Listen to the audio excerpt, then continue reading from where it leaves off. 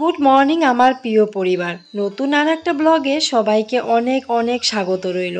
বড়দের জন্য রইল আমার অনেক অনেক প্রণাম, আর ছোট্ট ছোট্ট ভাই বোনদের জন্য রইল আমার অনেক অনেক স্নেহ ও ভালোবাসা।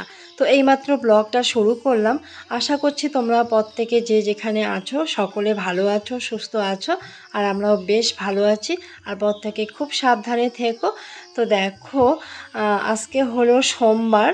তো ব্লগটা এই তো একটু আগেই শুরু করলাম। আর সকাল থেকে খুব বৃষ্টি হচ্ছিল, মানে খুব বললেও ভুল হবে, হালকা একটু সময়ের জন্য মোটামুটি একটু বৃষ্টি হচ্ছিল। তো আমি না খুব সকালবেলায় উঠেছি, উঠে দেখছি জানলা দিয়েই দেখো কি বৃষ্টি পড়ছে। তারপর আবার কখন ঘুমিয়ে পড়েছি আমি বুঝতেই পারিনি। তারপর ঘুম থেকে উঠতে অনেকটা দেরি হয়ে গেল। তো বাসি কাজগুলো কমপ্লিট করে নিলাম, তবে বেশিক্ষণ বৃষ্টিটা ছিল না, হালকা একটুখানি সময় ছিল হয়তো। তারপর দেখতেই পেলে এই যে উঠোনে তো সমস্ত বাসি কাজগুলো কমপ্লিট করা হয়ে গেছে। এদিকে আমার মেয়ে ব্রাশ করছিল, মেয়েকে মানে কি মোটরটা ঠিক করে দিলাম, কারণ ও পাম্প করছিল কল। আমি ভাবলাম যে না, আমি আর কি মোটরটা আর কি কলের মধ্যে সেট করে দেই, তাহলে একটু সুবিধা হবে তোমার। তো এদিকে আমার হাজবেন্ড এই যে গোবর ফালিয়ে দিল, তো ও যাচ্ছে হলো গোবর ফালাতে। তো যাই হোক, এদিকে দেখো আমিও ব্রাশটা করে নিয়ে মুখটা ধুয়ে নিলাম, তারপর বাথরুমে চলে গেলাম।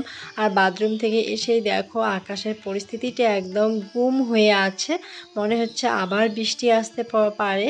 তো যাই হোক, একটুখানি সময়ের জন্য তোমাদেরকে শেয়ার করে দিলাম। ভীষণই সুন্দর লাগছে, আর আমার কুমড়োর ডগাগুলো এত সুন্দর হয়েছে।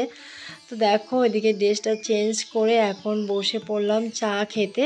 তো এই যে দেখো গ্লাসে একটুখানি চা নিয়েছি, আর এদিকে আমি নিয়েছি হলো মুড়ি।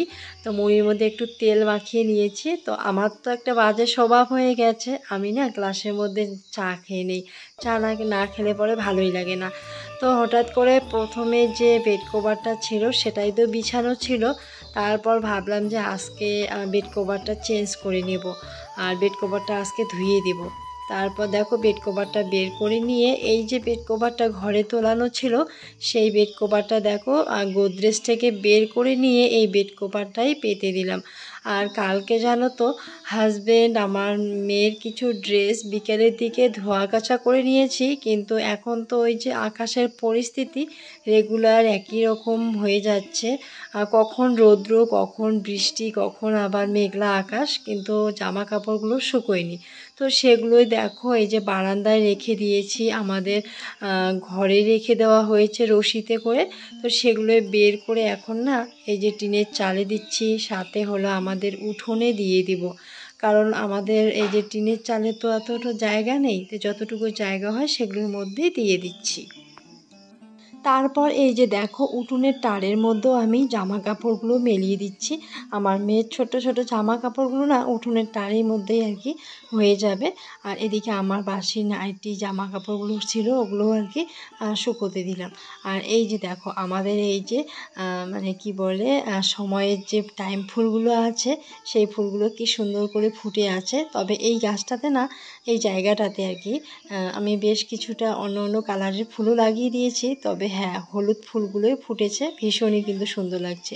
আর সাইডে মুরগিগুলো এসে আমাদের খুদে দেওয়া আছে, সেগুলোই খুঁটে খুঁটে ওরা খাচ্ছে। তো চলো এদিকে আমি এই যে এঁটো থালা বাসন যা ছিল সেগুলো মাজা ঘষা করে ঘরে নিয়ে চলে আসলাম। এসে এই যে স্ট্যান্ডের মধ্যে রেখে দিচ্ছি। আর অনেক দিন আগেই বলেছি আমাদের স্ট্যান্ডটা অনেকটাই ছোট হয়ে গেছে, আর বড় স্ট্যান্ড নেওয়াও হচ্ছে না, এটাই চলে যাচ্ছে। তবে কিন্তু স্ট্যান্ডটা আর বেশি দিন হয়তো চলবে না, ভীষণই সাইডগুলো করে ভেঙেও যাচ্ছে। তো যতদিন আর কি চলা যায় চলা যাচ্ছে, এইভাবেই আর কি চলে নিচ্ছি আর চালিয়ে নিচ্ছি আর কি। তারপর দেখো ভাতটাও আর কি চাপিয়ে দিলাম। তবে আজকে ভাবছি কি সবজি করব। তারপর হঠাৎ মনে পড়লো যে কুমড়োর ডগাগুলো না মাঝে মধ্যে খুব সুন্দর কোথাও কোথাও আর কি বড় বড় ডালপালা হয়েছে, আর একটু মোটা মোটা হয়েছে। সাইডগুলোতে তো একদম দেখা যাচ্ছে যে না, একদম কুমড়োর গাছটা মনে হয় মরেই গেছে, কিন্তু না গো, সেরকম একটা হয়নি। তবে মাঝে মধ্যে কোথাও কোথাও একটু ভালো ভালো ডগাও আছে, তো সেখান থেকে বেশ কয়েকটা ডগা কেটে নিচ্ছি। আর আমার মেয়ে তো ওই আর কি খাওয়ার সময় এত ঝামেলা হয়, ও এটা খেতে চায় না, ওটা খেতে চায় না। তবে শাকের মধ্যে শুধু ঢেঁকি শাকই পছন্দ করে। তবে কি বলো তো, বাচ্চাদের না মাঝে মধ্যে একটুখানি শাক পাতা না খাওয়ালেই নয়। শুধু যে একদম মাছ মাংস খাওয়াতে হবে তাও না, একটু মাঝে মধ্যে শাক পাতা খাওয়াতেও হয়। তো ও না কুমড়ো শাক, লাউ শাকের শুধু ডাঁটাগুলো পছন্দ করে।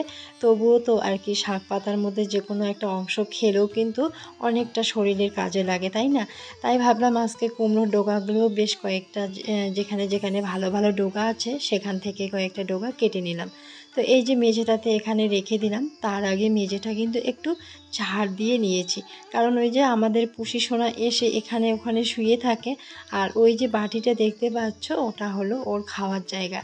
তো এই জায়গাটাতে অনেক লোম পাতা থাকবে, তাই আর কি ওর গায়ের লোমগুলো যদি খাবারের পাতা চলে যায় দেখতে খারাপ লাগবে। তাই আর কি প্রথমে কি বলতো ঝাড়ু দিয়ে আর কি মেঝেটা ঝাড় দিয়ে নিলাম। এখন কুমড়োর ডগাগুলো এখানে রেখে দেখো একা একা বেছে নিচ্ছি। আর ওদিকে আমি ভাত বসিয়ে দিয়েছি, ভাতটাও মনে হয় আমার হয়ে এলো। তো এখন যাব হলো ভাতটাকে একটু গালিয়ে নিতে। তো দেখা যাক ভাতটা কতক্ষণে কি হয়। এদিকে দেখো কুমড়ো ডগাগুলো ঝটপট কেটে নিচ্ছি। এদিকে বেশি সময় নেই, আজকে রান্না করতে অনেকটাই দেরি হয়ে গেল। আর মেয়ে জিজ্ঞাসা করছে মা বাপি কোথায় গেছে। তো ওর বাবা এক জায়গায় গেছে। তো এই যে সেদিন বললাম যে আমাদের এখানে একটা ঘটনা সব সময় ঘটেই যাচ্ছে, এলাকার লোকেরা কখনো একদম শান্তিতে নেই। এদিকে চোরের উপদ্রব আর এদিকে হলো মানসিক একটা অশান্তির মধ্যে সবাই ভুগছে। কারণ প্রত্যেকটা গ্রামের লোক মানে কয়েকটি পাড়া নিয়ে তো একটা গ্রাম হয়, আবার কয়েকটি গ্রাম নিয়েই একটা হলো অঞ্চল হয়। তো এরকম করে একটা পরিস্থিতির মধ্যে প্রত্যেকটা অঞ্চলের লোকেই ভোগাভোগ করছে। তো দেখো এদিকে আমি শাক পাতাগুলো কেটে নিলাম, ভাতটাও গালিয়ে নিলাম, এদিকে ডালটাও হয়ে গেছে। ডালটাও দেখো আমি ফোড়ন দিয়ে নামিয়ে নিলাম। আর এদিকে দেখো শাকটা ধুতে আমি কলের পাড়ে চলে এসেছি। মোটামুটি এই জায়গাটাতে আর কি এই যে গামলাটা দেখতে পাচ্ছ, এই গামলাটার মধ্যে ধুয়ে নিচ্ছি। তবে এই গামলাটা জানো তো অনেকটা ছোট হয়ে গেছে, তবে মনে হচ্ছে এখানে আর কি ধুলে পরে এই যে ধুলো ময়লাগুলো যাবে না। তারপর দেখি কতটুকু যায়, এখানে ধুবো না, যেহেতু আমাদের বড় বালতি আছে যেটাতে আমরা সব সময়ের জন্য থালা বাসন মাজার কাজে লাগাই। আর সেই বালতিটাতে কিন্তু আমরা কি বলতো শাক পাতা যে কোনো কিছু আর কি ধুয়ে নিই। তো ওই বালতিটাতে এখন ধুয়ে দেখো শাক পাতাগুলো ভালো করে পরিষ্কার করে ধুয়ে নিব, কারণ শাকের মধ্যে একটু বালি কিসকিস করলে কিন্তু খেতে একদমই ভালো লাগবে না। তো আজকে ভাবলাম শাক শুধু রান্না করব না, তো ভুল হয়ে গেছে, ভাতের মধ্যে কয়েকটা আলু দিলেও ভালো হতো। তো ভাতের মধ্যে না আলু সিদ্ধটা দেইনি। তো এখন আমাকে কাঁচা আলু কেটে টুকরো টুকরো করে নিয়ে আর কি তারপর শাকের মধ্যে দিতে হবে। তবে টুকরো টুকরো আজকে করব না, ভাবছি আলু ভাজির মতো করে একটু বড় বড় করে নেব। তো চলো শাকটাও এই যে দেখো ধুয়ে নিয়ে আসলাম। আর এখানে এই যে আলুটাও কেটে নিয়েছি, মশলাটাও করে নিয়েছি। তো এখানে দেখো কড়াইটাও বসিয়ে দিয়েছি, কড়াইটা মোটামুটি বেশ গরম হয়ে গেছে। আর এই যে দেখো এখন আলুটা এর মধ্যে দিয়ে দিলাম, দিয়ে তারপর একটু হলুদ দিলাম, একটু লবণ দিলাম, দিয়ে দেখো নাড়াচাড়া করে নিচ্ছি। নাড়াচাড়া করে নিয়ে একটু ঢেকে রাখবো, না ঢাকলে পরে আলুটা কিন্তু সিদ্ধ হবে না। আর শাকটা জানোই তো তাড়াতাড়ি গলে যায়। তবে হ্যাঁ, শাক পাতাগুলো তাড়াতাড়ি হয়ে যাবে বলে আগে কিন্তু মশলাটা দিয়ে একটু ভালো করে আলুটাকে ভেজে নিচ্ছি। তো এখন দেখো শাক পাতাগুলো এর মধ্যে দিয়ে তারপর আর একটু হালকা লবণ দিব, আর একটু কি বলে মানে হলুদ গুঁড়ো দিয়ে মোটামুটি একটুখানি ঢেকে রাখবো। আর ওই যে পেঁয়াজ তারপরে রসুন বাটা করেছি, সেখানেই কিন্তু লঙ্কা দুটো দিয়ে দিয়েছি। যেহেতু আমার মেয়ে খাবে সেরকম একটা বেশি ঝাল দিব না। তো দেখো সবজিটা হয়ে গেছে, এটা হলো আমার মেয়ের সবজি। তো মোটামুটি আমিও একটু খেয়ে নিব, আমারও ভীষণ ভালো লাগে লাউ শাক বা কুমড়ো শাক খেতে। তো এই যে দেখো মেয়ের জন্য ভাত নামিয়ে নিয়েছি, আর মেয়ের ডাল দিয়েছি, আর হলো ডাঁটা শাক দিয়েছি। তো এই যে স্নান করার আগে এই যে বেড কভারটা যে আমি সকালবেলা ভিজিয়ে রেখেছি সেটাই দেখো কেচে দিচ্ছি। তবে আকাশের অবস্থা খুব একটা ভালো নাই, বিকেলের দিকে হয়তো বৃষ্টিও আসতে পারে, আকাশটা একদম মেঘলা মেঘলা আকাশে আছে। আর এই ধরনের কাজগুলো আমার ভীষণ ভালো লাগে। স্নান করার আগে ধোয়া কাচা করতে ভীষণই পছন্দ করি স্নানের আগে। তবে স্নান করার পরে ধোয়া কাচা করতে একদমই ভালো লাগে না, আবার শরীর ভিজে যায়, জামা কাপড় ভিজে যায় এরকম। তো যাই হোক, স্নান টান সেরে এসে আমিও দেখো একটু খেয়ে নিলাম। আমিও একটু গরম গরম পটল ভাজি করে নিলাম। আর আমাদের বাড়িতে গরম গরম পটল ভাজি বা যে কোনো ভাজি সকলে খেতে ভীষণ পছন্দ করে, তাই একটু পটল ভাজি করলাম, সাথে ওই যে শাক পাতা আর হলো ডাল। তো আমি পাতের মধ্যেই ডালটা নিয়ে নিলাম। তো খাওয়া দাওয়া কমপ্লিট করে কালকের জন্য একটুখানি চাল ঝেড়ে নিচ্ছি, কালকের জন্য চালের একটু সমস্যা হবে।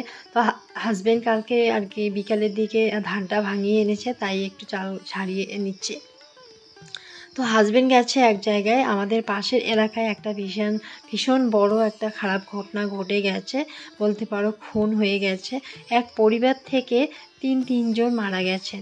তো কালকে রাত 12টায় হাতির হানায় এই পরিবারের তিনজন মারা গেছেন। কালকে মানে একজন মহিলার আর কি স্বামী মারা গেছেন। ওনার 35 দিনের সন্তান ওনার শাশুড়ির কাছে ছিল, ওনার শাশুড়িকেও মেরে দিয়েছে, 35 দিনের সন্তানকেও মেরে দিয়েছে।